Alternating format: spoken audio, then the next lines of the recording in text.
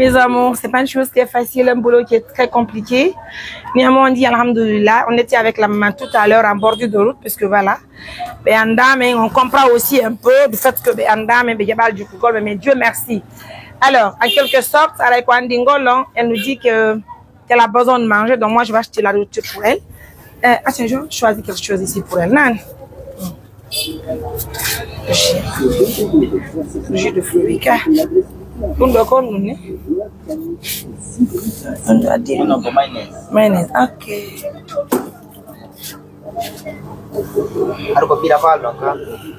Ah, mais on a dit non. Mais elle est excellente. On doit bien. Ok, bien. Quoi d'autre? Ok. Biscuit nourri. Moi, je vais prendre ça. Ok. Adundi ankati. Au liquide, Nika? Ah, copie boy, je vais mettre pour Hamid. Donne-moi ça. Il y a de six parts. Ça va? Bien, merci. À des autres.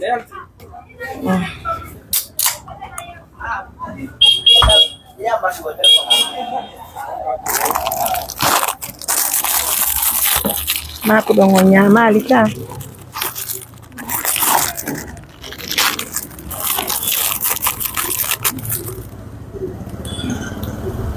Nafe.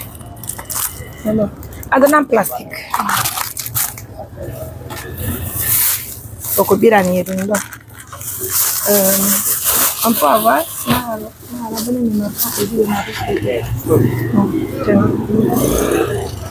Miam. En bois deux.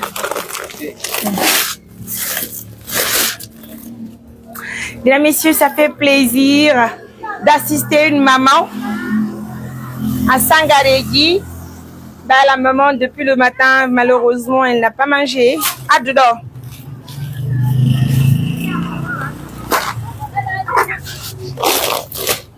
Oui, oui. Beurre, Kali. On a beurre.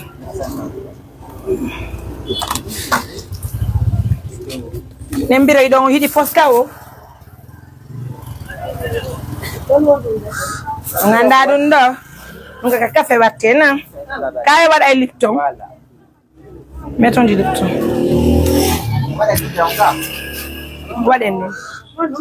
C'est bon, chérie. À moi. À tout. Comment on y est en Anda? Ah, c'est bon. C'est bon. Elle va utiliser. Andani mes sucre. Sucre non pas.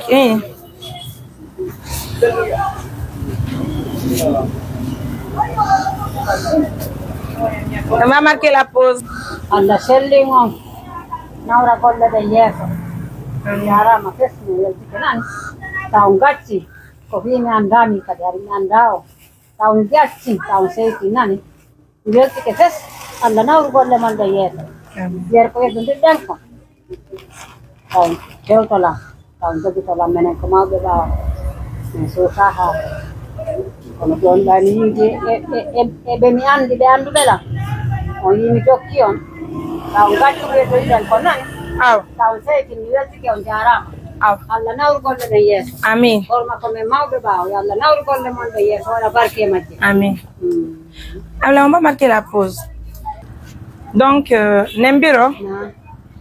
Haray nabireto. Haray ko ngachan no nabe on to mende tiyoya. Haray on accana me hakke.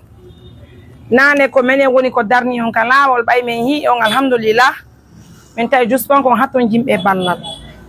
Miata ka de présentation o min ko Mariam Touré minete ko mi journaliste wondo mamu ene wadi mojo bere fi walta go miskina be julbe Allah ben fo ko batte dum do woni ko ben hayni on hidon lajude men hiyon ko yumirabe nayebe men landi on makan don men on nyamali taw satti amen men badi on kono no makiro no bayre on andame donc c'était pas facile on andude men to nyedon kono ko wadi men kadi men forte situation on fi andi ngollo wona men bonbe on tini pigidi fo ko Allah wallata ko gonga kono meden todi Allah yo Allah newna men walto miskinajo kala mo men fotti kawre lawol e ko fi Allah men woni gollirde haray nane si do nguli nene on tangi ni hanta ko pelet berne mo yo buttu on tini haray ko ɗi sakuji ɗi maaro ɗo eɗan nebban ɗo eɗan ɗo on e basalle e ɗum ɗo ko petit déjeuner mon on ni haray ɗum ɗo ko men e mojo berende woni ko walliti on fi haray fi moɗo nani Allah ko amin ya rabbi amin ya rabbi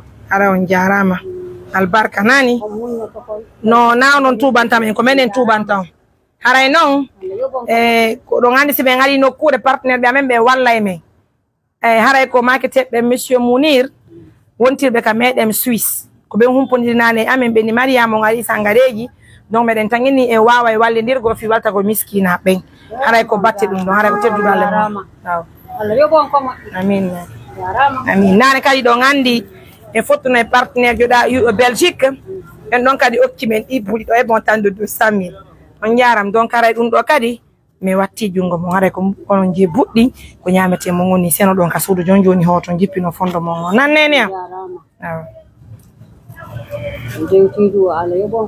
amin amin donc grand nattan noon lambe ka suudu mi yoɓay transport on adde moto mbakko on pigi de amba noon plastique mi waɗan ɗo nani joni bureau haray waynodiri albarka mo wala ko baraji de nani acciden hamɓoya juuta wurna pay ko waɗa barke e maɓɓe nani haray ko cettugalle moɗon ko ɗum ɗo awa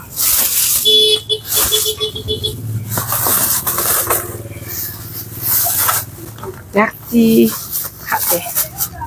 en albarka na mesdames, messieurs, merci à nos millions de partenaires, merci d'être là. Je vous dis grand merci de l'attention, de la fidélité, prenez bien soin de vous, bye.